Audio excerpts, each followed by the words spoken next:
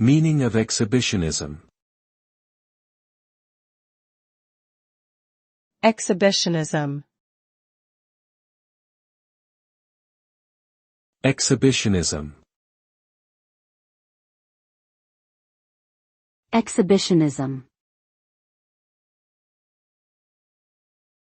Exhibitionism.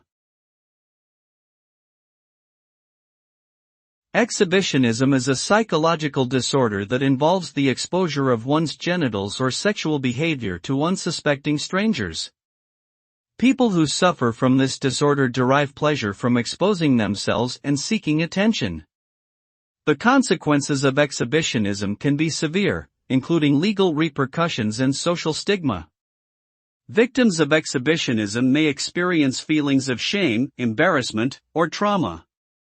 It is important to seek professional help if you or someone you know exhibits symptoms of exhibitionism to manage and treat the disorder and prevent harm to oneself or others.